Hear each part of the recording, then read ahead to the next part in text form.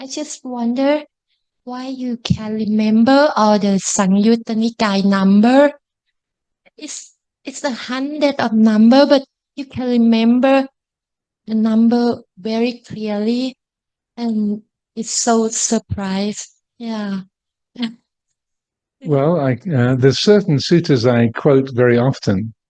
So I can tell you it's Samyutta chapter 35, sutta 116, but I couldn't tell you what sutta 115 is. So it's deceptive. I'm not trying to show off or pretend. I'm not trying to pretend. It's just there's a number of go-to teachings that I refer to very, very often. And so that's there. And my mind thinks in words and numbers very easily. As I mentioned, I don't think in three-dimensional spaces, but I think in words and numbers and dates and such like very comfortably. They stick.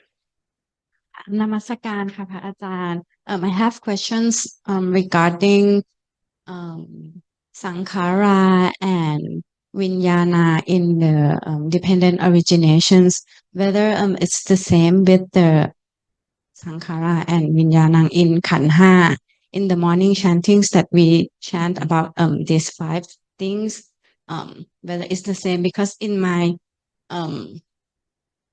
thinking or what I feel is that after phassa, then the vinyan is knowing the feelings, and then the mental formations create, and it goes to tanha and so on and so forth. So I'm wondering whether I'm a bit confused in the sequence of how things happened. So if you could help to explain to me. Thank you so much. You're not the first person to ask that question or similar related questions, because it is confusing because you got the same word being applying in various different areas. And also, like I was saying, the salayatana, the 6 senses, you have chakku vinyana, sota vinyana, gana vinyana, jiva vinyana. Each of the 6 senses has a consciousness associated with it. So but with respect to your question, the sankhara, which is the second element of the second link, that's not exactly the same as the sankhara in the 5 khandhas. So in the 5 khandhas, the sankhara khandha is quite comprehensive. It has a lot of pieces to it, but it's mostly referring to the area of mental activity. So thought, memory, emotion, imagination, all of that sort of mental activity is within the sankhara khandha. And so that that is, say, where that sits, or the meaning. The word sankhara literally means a thing, or that which is. So just like the English word thing, it covers a lot. Can be in that basket. And then vijnana, again, the vijnana that we have associated with in the 5 khandhas, or the vijnanas of the 6 senses, they're a bit different. There's a bit of a different use of the word for the third of the links. So one of the ways, and this is not sort of the definitive, but in terms of trying to describe what the framework of the 5 khandhas means, or how it works, even though the word vijnana means consciousness, and it implies a knowing faculty, I feel it's in a way more accurate to think of vijnana in terms of being the building blocks of experience, so that rupa is the first of the 5 khandhas, but we only know about rupa because of feeling, seeing, hearing, and so on. So that and then vedana, you can say, well, that's body consciousness, that's kaya vijnana. So that in a way, all of the 5 khandhas are different kinds of groupings of consciousness. And so what I mean by the building blocks, so just like with say with the digital sound recording.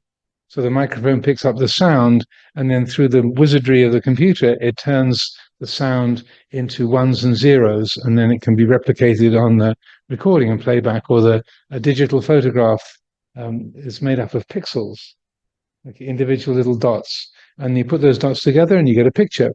But each individual dot is like one sort of discrete point, just like the sound of this voice is being turned into ones and zeros on a computer program, and then when it gets put back together again, it'll have my voice, which I say on this Q&A session. So the vijnana, I feel, is, if we understand that as the building blocks of experience that can be put together, like whether it's firing in the cognitive faculty, whether it's firing in the visual faculty, the hearing faculty, the tongue taste faculty, the different areas of the brain. It's literally the firing of the neurons in the brain that create the particles that form an experience. So the brain puts together and takes all those little individual moments of visual consciousness or hearing consciousness, taste, smell, touch, and puts them together and says, "Oh, this is this moment." So I feel that's the best way of understanding vijnana in the five khandhas. It's like, this is the pixels of our experiential world. Okay, but also I doing, like I was saying a few days ago, I encourage us to pick up the particular, like, individual words, and just as you're asking, say, okay, so vijnana there, that feels like it's got this quality and this meaning. So how does that match the vijnana over there? And then, oh, it doesn't. And so it's actually our own experience, of kind of measuring the words against our own experience and getting a feel for what they refer to. And again, sometimes it's like there's some term that you heard and you've understood the word. We think, what is that in my experience? What does that feel like? Or how can I get a sense for that? And the mind just goes blank. Like, it's like, and so leaving it blank is important, not trying to fill it up with an idea or sort of think your way to a solution. So like I was talking about atamayata the other day, and so probably a few people here are going, not made of thatness. In any language, that's pretty weird. Not made of thatness. And so then you try to think, well, what could that be referring to? What kind of awareness or wisdom does that match in my experience? And then you just get the roaring silence of the nada. So okay, so that's not clear right now. I don't know what that word is referring to. I don't know what the referent is, what the word is referring to. And just so, and I felt Luang Por Sumedho's teaching in that area is very helpful. But it's useful to explore, but where there are these blank areas, just leave them open. Just let's say, okay, that's interesting, and it would be good to know about that. But right now it's unclear, so just leave it to be unclear. But then also to keep going back to the same terms or the links and exploring them. And then what often happens is that after a few weeks or a few months, sometime later, in a completely different situation, so you're sort of standing at the bus stop or eating your breakfast, and suddenly, oh, that's what that vijnana means. And just not triggered by anything, just sort of been there in your sort of the thought process in the background, and I find that quite commonly. Just today, using the word ayatana. They're talking about in the morning reflection today. There is that ayatana where there is no earth, water, fire, or wind, and so on. But just thinking about that ayatana, it just sort of took shape in a different way in my mind as I was speaking. So to all of you, like, oh, that's different. And so that then just letting things gather their meaning over time is, I think, a very important part of that, so the reflective development of reflective wisdom. Just want to add on the Attammayata. I just read this book for Thai people. It's on page 14, so you can clear on what it means, because Phra Ajahn talk That's about the it. serenity is the final word. Sorry. That's the Yeah, it's the serenity in the final word. Yeah. there you go. So for Thai language, it's on page 14. Very good. I'd forgotten that. นมัสการค่ะ this question may be for พระอาจารย์จิ๋ว the ช่องสุดท้ายของวงปฏิจจ์อะค่ะ มันจะมีชรามรณะโสกะปริเทวะ ในเมื่อตรงนี้มันเป็นวงจรปฏิจจ์คำว่าชรามรณะเนี่ย เราจะคุ้นเคยกับคำไทยๆชรามรณะ แต่ทีนี้คุณสมบัติจริงๆของช่องเนี้ยชรามรณะมันคืออะไรคะ ที่จริงคำถามนี้เป็นคำถามท่านอาจารย์มโร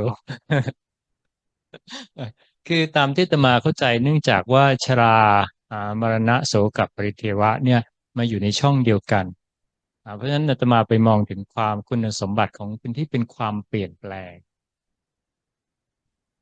คือนำไปสู่ทุกข์คือเพราะว่าชรามันคือเปลี่ยนใช่ไหมสภาพทั้งหลายที่นำไปสู่ทุกข์คือมันก่อนหน้าที่จะมาเป็นชรามรณังโสกับปริเทวะเนี่ยมันก็มาจากภพก่อนใช่ไหมภพเพราะว่าความมีความเป็นแล้วก็ชาตินะความเกิดความเป็นตรงนี้มันเป็น becoming หรือเป็นตัวเป็นตนขึ้นมาชัดเจนแล้วพอมันมีตัวเป็นตนแล้วเนี่ยมันก็ตามมาด้วยชราตรงเนี้ยนี่คือความเห็นนั่นประมาณนะว่าที่ตัวอาการที่จะแสดงถึงอาการทุกข์ที่อย่างชัดเจนเพราะเวลาที่มีตัวเป็นตนเป็นภพเป็นชาติเนี่ยเราจะยังไม่ค่อยรู้สึกถึงความทุกข์ของมันเท่าไหร่แต่พอมันเกิดอาการเปลี่ยนแปลงอาการที่มันไม่เป็นไปตามที่เราต้องการเนี่ยอันเนี้ยอย่างสุดท้ายก็ชัดเจนใช่ไหมอุปายาตอย่างนั้นทุกให้ท่านอาจารย์อธิบายเป็นภาษาอังกฤษด้วยดีไหม So in terms of what the Sokaparideva Dukkha Domanas Upayasa, it's all of the bad feelings, many and various kinds. So and that in terms of the Paticcasamuppāda as a map of moment to moment experience, then it's those feelings of failure, insecurity, emotional pain, feeling threatened, feeling like you're being pressured, feeling that you are frustrated, all of that. So it's kind of neat that it's sort of this long string of sorrow, lamentation, pain, grief, and despair. It's all of those kind of distressed, insecure, manky is a good English word that many of you probably don't know, kind of manky feelings. The kind of, I think it comes from the French meaning, from manquer, meaning lost, or it's sort of broken or missing. It's kind of that spoiled feeling. And so that, in a way, say you can fill in the blanks yourself.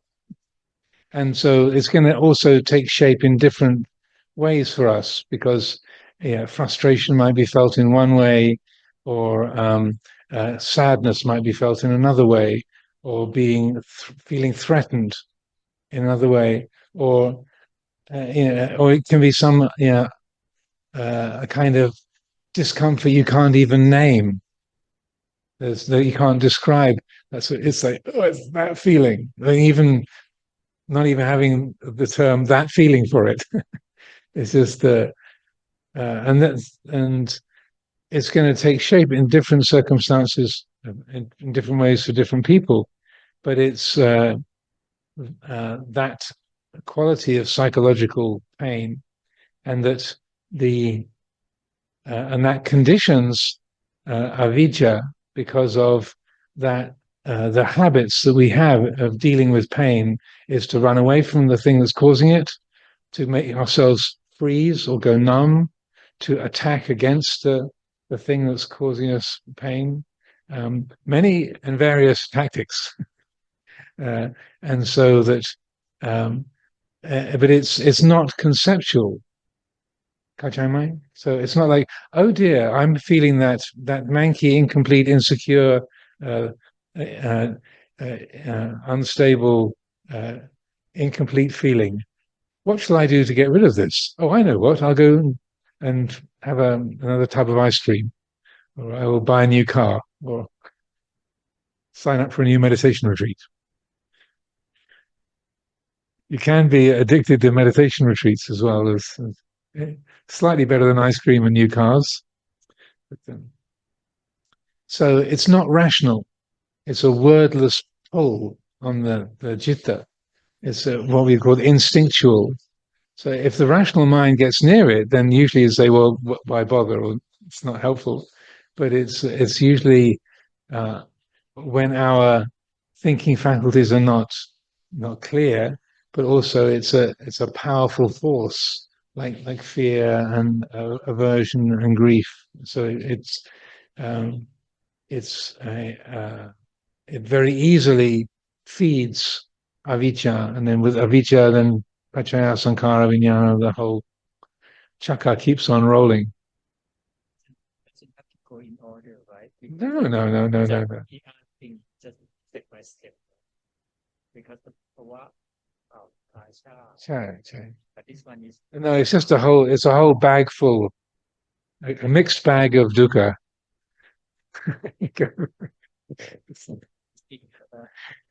Pick your flavor. Right? Grief, loneliness, insecurity, resentment, complaint, nameless terror. Pick a flavor. กราบนมัสการพระอาจารย์ทั้งสองค่ะเกี่ยวกับ exit number 2 Mm-hmm. exit number 2 is about during vedana and tanha. I just curious, or I'm not understand about the process that we can exit is on the which point.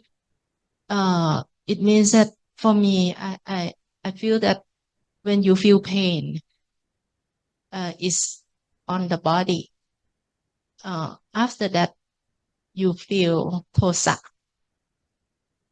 It means that we go to tanha already or not?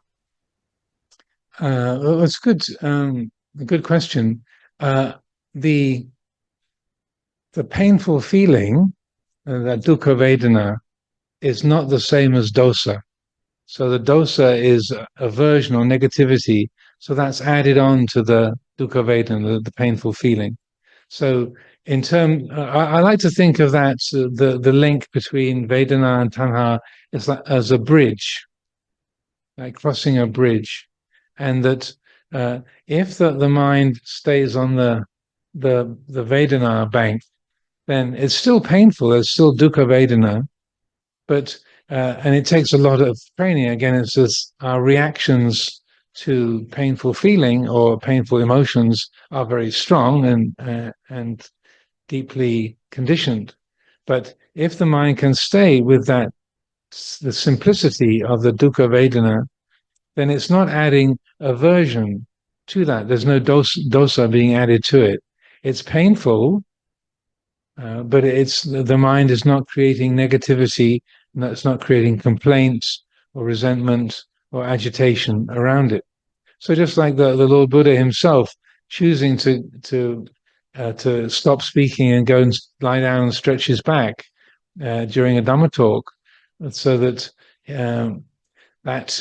he doesn't feel any dosa. There's no aversion, no negativity, but he realizes the body is under a state of strain, and it needs for the spine to be relaxed and stretched out in order to alleviate this painful feeling, so that he's responding to that painful feeling, but not from aversion, but from kindness to the body. So during this retreat, we had many daily opportunities to see if we can find that place where, yes, there's a painful feeling, but it's absolutely okay. It's still painful, but as I was saying, it's not inappropriate to change the posture. But if you really open the heart to the painful feeling and attune to that, then the body has its own intelligence, its own sort of sensitivity, and then there's it's like knowing what's the matanyuta, the right amount of food. There's also the matanyuta of right amount of pain, and there's a moment where you realize, okay, that's enough. That joint is now being stressed beyond what's going to be workable, and so it's the time for the body to move. So it's an act of kindness to the body rather than aversion to the pain. And so then the crossing over that bridge is where then say there's dosa, there's uddhacca kukucca, restlessness, aversion, and then the kind of negative thinking and worrying, the kind of anxiety also comes in the on the tanha side of the bank, on that other side of the bridge. Does that make sense? So it means that if we feel dosa, it means that we already crossed the bridge. I would say so, yeah. Yeah. And but also dosa is not the same as discomfort, as painful feeling. Dukkha Vedana, it still can hurt, it's still painful, ow, but the mind is not making it a problem. So like, or using the different imagery of the two arrows. So the first arrow is the dukkha Vedana, but then the second arrow is the dosa and the anxiety and so on. So that's all in the Dhanha Upadana Power territory. One more. And how about ชอบแต่ไม่เอา It means ชอบ that we already have tanha. No, that's like to like something. That's what it doesn't mean. It means we can like something, but there doesn't have to be any tanha at all. So that say if you're hungry and it's breakfast time or the meal time, and they've served up some of the fantastic cooks here at Chaisai. There's extraordinary banquets we have every day that they provide, and you're hungry, and then you see, ooh, there's my favorite thing is there. Then that's interest, but you recognized, okay, that's interesting. But if there's sati, then you'll know, okay, that looks interesting. I'm pretty sure there'll be enough for me, so I'll just join the queue and line up. And then when you have the first mouthful of that, the thing that you like, then there's yes, delicious. The mind doesn't have to add anything to that. It's still delicious. It's still a lovely feeling, but the mind is not adding anything to it. There's a sutra in the northern tradition. And I think it's also it's included in something similar is included in the commentary in the Pali commentaries, because I have a memory of Luang Por Chah telling a story like this. So it's the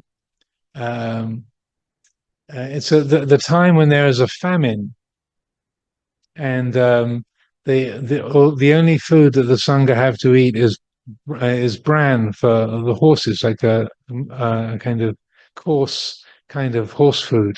That's the only food that's left. They don't mention what happened to the horses, but that's the only food people have.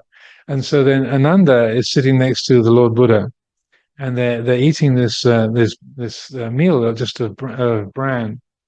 And Ananda says, "It is wonderful. It is marvelous that even though the Tathagata is often given the finest food and the rich banquets given by the royalty, that the Tathagata eats this horse bran with as even a mind as he does this kind of huge array of delicious foods created by King Bimbisara or King Pasenadi and Queen Malika and so on. And the Buddha says, predictably, not so, Ananda. That you think that this food tastes very plain to the Tathagata. The sense of taste of the Tathagata is extremely acute. And in the Mahayana Sutra, then the Buddha takes some food out of his bowl and hands it to Ananda and says, here, eat this, and you will taste as the Tathagata tastes his food. And so Ananda takes this mouthful of bran and like, wow, this is amazing, incredible. And in that sutra, he doesn't eat for the rest of the week because it takes him that long to recover from the kind of taste explosion of this one mouthful of bran. So they do tend to overdo things a bit in the northern Buddhist world. Everything is a bit extra. So I think in the Pali, it's just one mouthful, and Ananda says, "Oh, it is wonderful, it's marvelous, it's amazing," and he's just very impressed with the extraordinary deliciousness of the food. And then the Buddha says to him, to Ananda, "See, Ananda, this is the acute taste sense that the Tathagata has. Even horse bran tastes like this, but still his mind is not disturbed or confused or carried away with those delicious tastes. So that chop, definitely, it's delicious, but the mind is not adding anything to that. It's not getting confused or carried away by that. So just as we don't need to be deluded or carried away by pain, we don't need to be deluded or carried away by pleasure. คือตามความเข้าใจของอาตมาที่ฟังจากท่านอาจารย์ด้วยคือแดนที่บอกว่าเป็นเหมือนทางออกของตัดวงจรปฏิจจสมุปบาทตรงที่ว่าตรงผัสสะเวทนาตัณหาเนี่ยชื่อว่าเป็นแดนกว้างๆนะที่เราสามารถจะมาพิจารณาได้หรือว่าสังเกตหรือระมัดระวังได้เพราะว่าอย่างเช่นว่าตอนผัสสะคือกระทบเนี่ยยังไงก็จะต้องเกิดความรู้สึกที่เป็นเวทนาขึ้นมาอย่างใดอย่างหนึ่งอยู่แล้วนะแล้วถ้าเราไม่ระวังกับตัวเวทนาเนี่ยมันจะขยายขึ้นไปเกิดตัณหาขึ้นมาไอ้ตรงนี้แหละที่ถ้าเราดูแลหรือจัดการกับมันได้ไม่ให้มันขยายต่อวงจรมันก็จะขาดได้นะหรือบางทีบางคนสามารถจะตัดได้ตั้งแต่ตอนผัสสะปุ๊บนะระวังเวทนาอันนี้มันก็จะหยุดตั้งแต่ตรงนี้ได้หรือพอมันเป็นเวทนาแล้วก็หยุดตั้งแต่ตรงนี้ไม่ให้ขยายต่อเป็นตัณหาหรือตัณหาไม่ให้รุนแรงมันก็อาจจะหยุดตรงนี้ได้นะแต่พอมันยากตรงที่ว่าพอมันเกิดตัณหาแล้วไอ้อุปทานมันไวมากอันนี้ตามความเข้าใจของอาตมาเพราะตรงนั้นเลยเป็นเขตที่เหมือนกับว่ามันเป็นโอกาสที่จะเห็นได้ง่ายที่สุดในบรรดาทั้งหลายทั้งปวงซึ่งมีความเป็นนามธรรมแล้วอย่างที่ตัวอย่างที่บอกว่าเวลาทุกขเวทนาเกิดขึ้นแล้วแน่นอนว่ามันก็เป็นปฏิกิริยาธรรมชาตินะของมนุษย์เราว่าเวลาเจอความเจ็บมันก็ไม่พอใจไม่ชอบอันนี้มันเป็นธรรมชาติใช่ไหมนะแต่ทีนี้สิ่งที่จะตามต่อมาถ้าเราไม่ดูแลไอ้ความไม่ชอบว่ารู้ตัวว่าเราไม่ชอบอันนี้มันจะขยายไอ้โทสะกับไอ้ตัณหาเนี่ยมันมาด้วยกันโดยที่ว่าพอมันไม่พอใจใช่ไหมมันขยายขึ้นมาแล้วว่าอยากให้มันหายไม่อยากอยู่อย่างนี้นะแล้วถ้าไปดูดีๆไอ้ทุกขเวทนาเนี่ยมันคืออยากให้มันหายนะแล้วก็อยากให้หายไวๆด้วยต้องหายเดี๋ยวนี้ด้วยแต่มันจะมีอาการเพิ่มของมันอย่างเงี้ยเพราะการจัดการหรือตัดไอ้ตัววงจรเนี่ยก็ไปตัดอันที่เราจัดการได้ง่ายก่อนมันก็จะเบาลงเนี่ยสำหรับที่อาตมามองก็คือเวลาไปสังเกตเห็นว่าเราอยากให้มันหายแล้วอยากให้หายไวๆหายเดี๋ยวนี้เองเนี่ยก็ไปแก้ไอ้ตัวที่อยากให้หายไวๆก่อนนะแล้วมันก็จะเหลือชั้นว่ายังอยากหายนะแล้วก็ค่อยๆไปหรือพอมันเห็นเป็นโทสะมันก็มีวิธีอื่นอย่างเช่นว่าเอาเมตตาเข้าไปแก้เพราะว่าเมตตานั้นเป็นตัวแอนติโดตของโทสะอยู่แล้วบางทีชิงก่อนเลยว่าพอมันเจ็บขึ้นมาเนี่ยรู้ว่าเดี๋ยวถ้าปล่อยเนี่ยมันโทสะเกิดขึ้นมาแน่ๆเลยก็ชิงแบบว่าเจริญเมตตาไปก่อนเลยพอจิตมีเมตตาเนี่ยโทสะมันก็ไม่เกิด แล้วอย่างใครที่เคยนั่งดูเวทนาก็จะเห็นได้ชัดเลยว่า ถ้าจิตมีเมตตาแล้ว มันก็อยู่กับตัวความเจ็บนั้นได้นะโดยที่ไม่ทรมานอันนี้ก็เป็นการตัดตัววงจรของการสร้างทุกข์ได้อีกแบบหนึ่งแล้วก็ท่านอาจารย์ก็บอกว่าตรงเนี้ยมันเป็นจุดที่มองเห็นได้ง่าย Yeah, also, if you remember, a few days ago, I was talking about this different causal chain to Book of the Tens, Sutta number 58.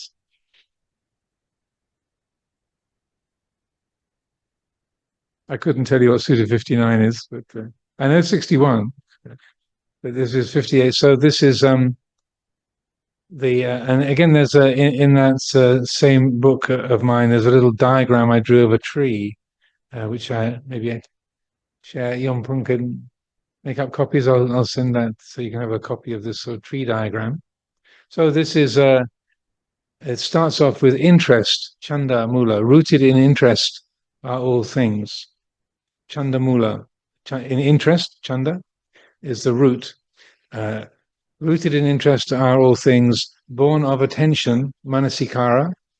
So the roots are interest, and then the base of the trunk of the tree is attention, manasikara, and then arising from contact are all things. So the trunk of the tree is phassa. Then vedana samosarana is the term about feeling. So, and it can mean either diverging into feelings or converging on feelings. There's debate in the Pali scholarship about, is it diverging or converging? But Vedana Samosarana is so converging on feelings are all things. So then you have a difference between that and Paticcasamuppāda. So feelings, then you have a sequence of three, headed by concentration, samadhi, dominated by mindfulness, sati, surmounted by wisdom. So it's a kind of image of going out into the branches of samadhi, sati, panya. So that if there's a feeling, if there's concentration, there's a steadiness of focus, okay, ow, there's a painful feeling in my leg, and then headed by concentration, dominated by mindfulness, okay, this is a painful feeling, let's guide this towards acceptance, having kindness towards this rather than reactivity against it, and then panya being, oh, this arises and passes away. It's necessarily an impermanent condition, and it's not self. It's been anicca dukkha anatta.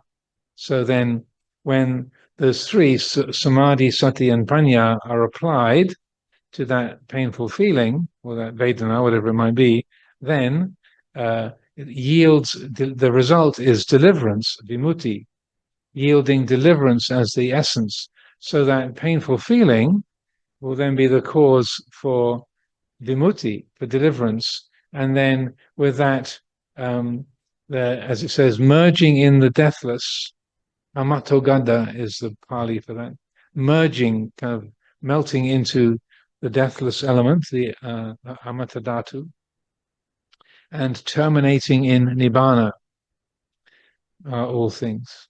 So that the initial part is somewhat similar to the dependent origination, but even if there is vijja, you get the same process: interest, attention, contact, feeling. So for an arahant, there's still the same thing: interest, attention, contact, feeling. But then the mind being awake to that pleasant feeling, painful feeling, neutral feeling, then because of the influence of concentration, of mindfulness and wisdom, then the result is not dukkha but nibbana. So that we'll hand out the handy dandy tree diagram before tomorrow, and when everyone departs, we'll get that to you. Namaskar, Ajahn. I would like to ask about practice. So previously, like 4 years. I have been learning too much about various kinds of Dhamma. So sometimes I will meet somebody who told me that you have been too theoretically, while I will call that you haven't known too much. But that I also reflects to myself, like, how much is too much Dhamma? So can you please tell me a bit so that I will balance my practice with my theory learning? Thank you. So it is also the format that you have in the Dhammacakka Sutta is that you have the sort of 3-part sort of process is named. So in the Uddapadi section of the Dhammacakka Sutta, so you have the first the beginning of each paragraph, you have the naming of the noble truth. Idang dukkang arya sachanti me bhikkhave. So that's the pariyati, the study, and then dukkha should be parinyayanti, it should be apprehended, it should be explored, it should be examined, it should be understood. And then parinyatanti, it has been understood. So you have pariyati, patipati, pativeda. So the study, practice, realization. So that format is very commonly quoted in the Buddhist teachings and practice, but it comes right there from the Dhammacakka Sutta. So the pariyati is study. And I'm a very bookish person myself, as you might have guessed. And so that if there isn't really a right amount that is the same that you can say is right for everybody. Matanyuta, it has to be just like with food or sleep or pain, tolerance of pain. It's going to be different for everybody. So sometimes people are a bit shocked when they come to my kuti and they see kind of walls of books, tables covered with books. But that's it's kind of my karma. I'm a very wordy guy, and so books always accumulate around me, and I always have quite a few at any one time. I don't find it confusing to read a lot of different things simultaneously. Other people do. The one time I went into Luang Por Char's kuti in Thailand, there were no books. There was a grass mat and a rail for his robes and a pillow. That was it. No furniture, no books. I was very impressed. And anyway, so the measure is your own mind. What's the effect of reading a lot, studying a lot, listening to a lot of things? Does it bring clarity and understanding? Does it bring confusion? Do you find yourself in a lot of doubt? Say, oh, this person says this, and that one says that, and the Visuddhimagga says this, and the Vimuttimagga says that, and oh, this is Mahayana commentary that says something completely different. So if the result is doubt and confusion, then it's not very helpful. But if you find that it can all fit together and that it's illuminating and helpful, then that's the thing to be guided by. So other people's judgments are not usually that trustworthy, but people have their own impressions, which obviously they're entitled to, but they don't know what's going on in your mind or how things work for you. And so I think just trusting your own experience, your own intuition on that. So.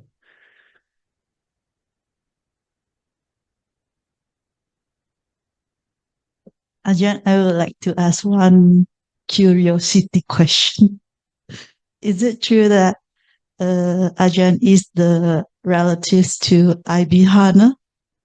Yes, it's true. Sadhu. Thank you. Her father and my father's father were brothers. So my lay name was Horner.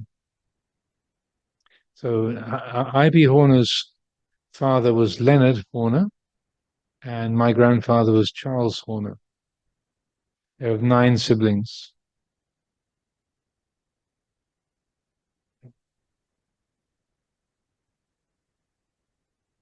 When Bhikkhu Bodhi saw my, he was reading a book of mine that I'd asked him some advice about some footnotes and such like, and his going through my footnotes or end notes for this particular book, he said his comment was, "I see the Horner genome is alive and well."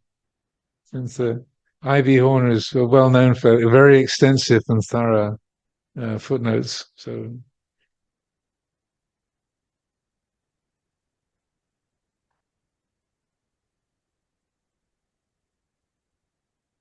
No, her name is Iseline. She was the only academic in the Horner family. The family had a building company in London, and no background. She's the first member of the family to go to university. No, she is definitely a woman. Well, she was. She passed away. She was definitely a woman. Iseline Blue Horner. But her family, her name and the nickname in the family was Bobby. And so when I came back from, I saw when I was at Nanachad, they had a very, very small library, just one small bookcase. But in there they had the Vinaya books, which she had translated, and also the Majjhima Nikaya, which she had also translated. So I saw this name on the back of the books, I.B. Horner. I thought, I wonder if that's a relative. But then I knew that other people with the name Horner that I'd been at school with were not related to me. So I thought, well, it's very unlikely. And then I didn't think twice about it. Then when I got back to England, and my father had a heart attack and collapsed. So when he was out of hospital and I was visiting them again, he said, "You must take after my cousin Bobby." And I said, "Who's that?" He said, "Bobby Horner. I think she wrote a book about Buddhism." And I said, I.B. Horner? He said, "That's right. Yeah, her real name was Iseline, but nobody ever called her that." That's one of those strange but true things.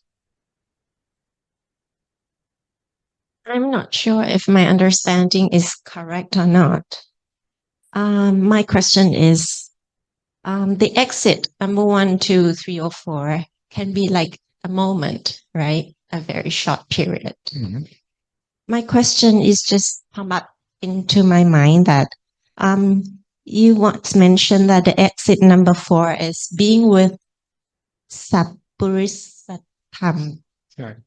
Yes, being with good people. Good people. So that's not so much momentary. That's more. I was going to say the other 3 are more momentary, but the exit number 4 is more of a lifestyle choice. I see, because I think that, that now we are all experienced the exit number 4 all together. Yeah. Because we are among a very Phra Ajahn who taught us so many things. People is doing their own way of thing, and we are, doing our task perfectly well. So I think that I just feel blissful that, hey, I'm experiencing the exit number 4 now. And then it brings me a bunch of happiness, which I feel, it's Pramod that Tanjil is talking about. So maybe it's my bonus of the Pramod and the exit 4 experience. Yes, so it's that exit number 4 is more of a lifestyle choice, but so it also gives you the clue to keep extending your connection with each other. So don't let it just be 10 days up on this rainy hilltop in Chiang Rai province, but keep the connections going, help each other along the way. So. So I heartily encourage that, sustaining the connection. Thanks. Ajahn Amaro, if you're wanting to encourage youngsters who haven't meditated before to meditate, what is the best way to do that? Short answer is be a good example. Because if they see Professor Jameson and go, wow, he's so cool, he's so helpful and kind, peaceful and calm, wise and skillful, I'd really like to be like him. So they then ask, Professor, Dr. Isaac, how do you do it? How do you get to be peaceful and calm and wise and skillful? Well, actually, I meditate. And so I'm not joking that people, because oftentimes parents will say, could you teach my child to meditate? You know, or they're really badly behaved. You know, can you straighten them out? And so I usually will then talk to the parents and say, well, children generally learn by example. So if you want your child to be straightened out, then it's up to you to be a good example. And a few years ago, that exact dialogue happened. A Thai woman she and a friend brought their teenage children along, and this woman said, my daughter, she's so difficult, she's so obstinate. And she's sitting right there. So if they were English, that probably wouldn't happen in quite the same way. But she said, my daughter, she's so obstinate. You know, she's really badly behaved. You know, she won't do anything I tell her. And so, can you give her some advice or kind of help her to encourage her to be better behaved? And I didn't quite get to the sort of the end of an in-breath, and sort of And then her daughter turned to her and said, "Well, you're the one that's out drinking every Friday and Saturday night." Yeah. So then I went into my little discourse about being a good example. It's like, if you want your daughter to be well behaved, you better not go to the pub every weekend. So it's children learn by example, and that making something appealing by how you are, and just to know if young people see that if you're praised, you don't get drunk on it. If you're criticized or if someone's really rude to you, you're friendly and polite. You don't attack them or get defensive. And then when people see this, a young person, even a small child, when they see it, they go, "Oh, that's different. Daddy gets angry. You know, you don't react like my dad." And so that gets through. If you say, well, if people ask, well, how do you get to be patient or kind and to have an even mind like that? And then you can say, well, I like to meditate. And they say, well, how do you meditate? Then you can give some advice. But just trying to explain, meditation is good for you because of A, B, C, D. It can have an effect, but mostly people learn by example. And if they see that you're uptight and sort of agitated or reactive, then they're not going to think that you've got much worth saying. Like we had this big festival at Amaravati for Luang Por Sumedho's 90th year, and people kept asking me, like, well, how do you do all that? You're bringing everything together and organizing this huge event, and so it must be so kind of busy and confusing. And so I said, well, I consider my most important job in organizing an event like that is to be extremely calm all the time. That's what I can offer. Because if they see that the Ajahn is frazzled and impatient and reactive, then what are you celebrating? And what kind of a tone does that set? So quite consciously, if I've got to get from my kuti to the temple, okay, one step at a time. I'm not taking a shortcut. Just each footstep, I'm with it. If I'm putting my shoes on the rack, then I'm not just shoving them in and racing through the door. Like, let's put the shoes on the rack. Just even if there's no one else around, just be still, be cool, just, there's no hurry. And so and we had lots and lots of meetings to prepare things, but the actuality of sort of steering the event, I felt, that's my priority. And then as far as the feedback that I've heard is, people really appreciate that. They, oh, Ajahn, you seem unflappable in the midst of all this chaos. They, oh, good.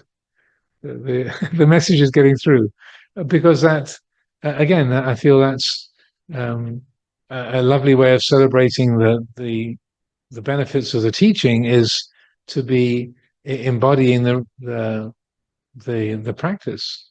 And if while you're celebrating your great teacher's 90th birthday and you're running around like a headless chicken, with its tail on fire, the Ajahn is sort of frazzled and busy and impatient and upset, then on one level you're celebrating the presence of a great being. On the other way, in another perspective, you're kind of you're not celebrating in the best possible way. You're not being a good example of what the teacher's been saying for the last 50 years. For me, that I think that for the young people, I try to start with making the Dhamma feel more relevant to their life, starting with something like their own problems in life. For teenagers, we can start with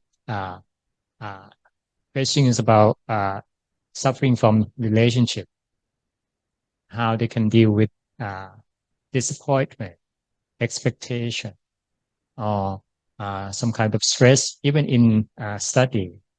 So starting from their own problems, and then from that they can see that how they can benefit from meditation later on.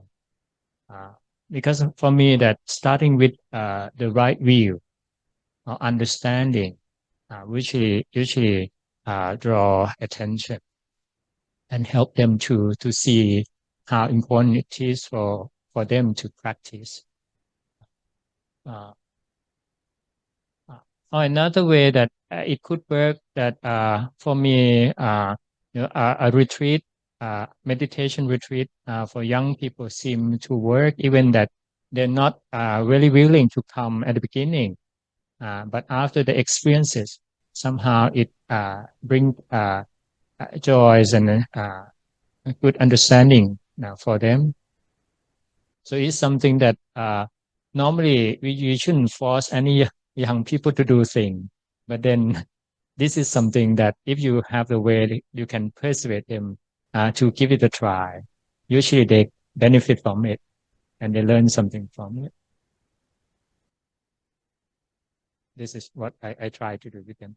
For example, that I ask them very simple, that have they observed the relationship between their friend or they themselves when they have problem of being heartbroken from the relationship. Did they observe the suffering itself, whether that suffering come from that person leaving or saying no to you, or the suffering come from the feeling that that person didn't see your values? Which one seemed to be stronger, the suffering? So the answer is clear, that they feel more suffer when that person that they love don't see their own value. They lose their value on that. So the question is that it means that the real suffering is not coming from that person leaving you or the end the relationship, right? But actually it comes from that you put your own value to the external person. We can discuss about this. I think that even the young people, they can understand it really clear. And from that, it gives them some understandings about the Dhamma, that when they put their happiness or their own value in the hands of other people or the external condition, they're not going to have it for a sustainable way. So it's better to find their own inner resources of happiness and see their own value inside. So in this way, I think they can help them to see the benefit they can get from meditation. Thank you both for such rich answers. Also, it depends what age. Whether you're a university teacher, but the high school is a whole different world. Junior school, kindergarten is a whole different world. But in each of those worlds, often it's personal examples and stories. Telling stories that illustrate the points, rather than talking in theoretical terms all the time. But illustration, that's far more appealing, and it kind of goes to a different spot than just the more kind of conceptual information. So telling stories that illustrate the particular areas that someone's struggling with, or talking about your own difficulties. So I was not around Luang Por Chah very much. In most of the time I was in Thailand, I lived at Wat Nanachad rather than Wat Bapong. But the few times I was with Luang Por Chah, when people would come and say, "Oh, I got such a problem with sadness. My wife died and I'm so unhappy," or I'm so upset. My business got taken over by my brother-in-law, and I'm really angry with him. I've lost everything, and or I'm really unhappy. My meditation used to be really good, and now my mind is just filled with confusion. And whatever the problem seemed to be, Luang Por Chah's first comment would be like, "Atama gamungan." Yeah, I was like that too. It's kind of amazing how many more things. And his list of problems was like a whole encyclopedia, and he could draw upon anything of whether it was lust, fear, anger, grief, sadness, resentment, restlessness. The only one he didn't have was dullness. He didn't seem to feature a lot on dullness, but sleepiness. But everything else was very hot. And so he would draw upon his own stories, and then so often, again, I couldn't understand the Isan dialect or Thai language, but obviously very, very hilarious, and people could relate very easily to his own illustrations of those particular things.